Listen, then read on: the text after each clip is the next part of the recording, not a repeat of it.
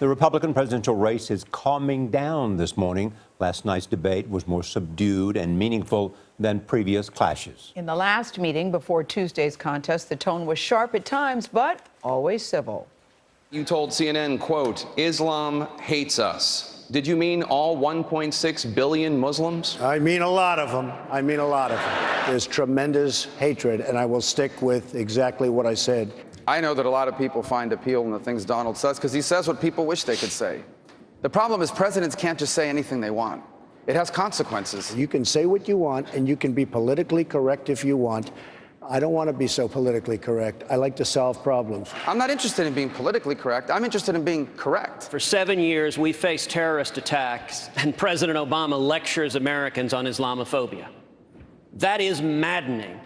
But the answer is not simply to yell, China bad, Muslims bad. I will do everything within my power not to touch Social Security, to leave it the way it is, to make this country rich again, to bring back our jobs, to get rid of deficits, to get rid of waste, fraud, and abuse.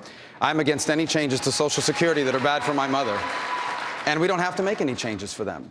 But anyone who tells you that Social Security can stay the way it is lying. We're all in this together. We're going to come up with solutions. We're going to find the answers to things. And so far, I cannot believe how civil it's been up here. Florida Senator Marco Rubio is with us from Miami. Senator, good morning.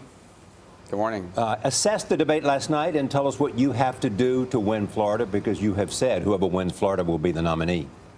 Well, I mean, credit to the moderators. It was a policy debate. I think they went in with that goal, and everything was about policy. Other debates, they're all different, but other debates have been, I think last week I was asked 8 out of 13 questions or whatever were about Donald Trump.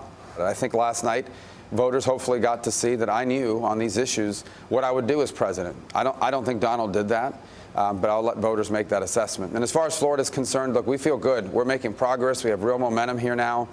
And I think there's a growing realization in Florida among supporters of both John Kasich and Ted Cruz that they can't win in Florida. John Kasich and Ted Cruz are barely even campaigning here. And so a vote for them is a vote for Donald Trump. And I think as more voters decide that, you're going to see a lot of people coming our way here down the stretch. But, Senator, back to Charlie's point, the tone was so decidedly different last night. You even made a point of saying, you know, your children were embarrassed, your wife was disappointed. No man ever wants to do that to his family. What did they say to you that made you say, that won't happen to me again? Because the tone was very different last night. I think it was more along the lines of some of the personal things that were said, the back and forth on the insults. And, you know, obviously Donald's been insulting people for a year. But when we chose to respond in kind, I don't think, well, I know that my wife and children didn't like that. And you know what, it wasn't really reflective of who I am or what my faith teaches me to be. So I said, you know, I regret doing that. It won't happen again. We're going to move forward with this campaign. I'm going to be who I am. And I believe that's enough to be elected. You say that you're confident that you will win Florida, Senator, but yet a new Bloomberg report cites that some Republican Party members and also some of your Senate supporters say that you've lost touch with the grassroots efforts and even people within the Florida state there. What do you say to those charges?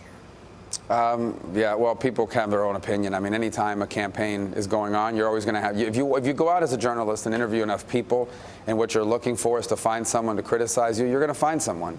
If I was up 10 points in the polls, they wouldn't say that. Do you still believe, as you said to me on Super Tuesday, that if Donald Trump is the nominee, it will destroy the Republican Party?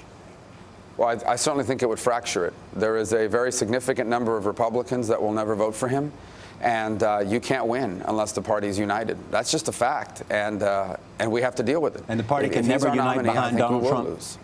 Well, you never say never. I just don't see it. I'm telling you, there is a significant number of Republicans. The polling shows it, but I'm just telling you out there, there's a significant number of people that will just not vote. They'll just tune out. And if that happens, we can't win. We can't win if we're not united.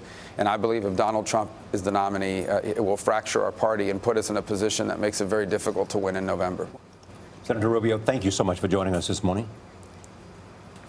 Thank you.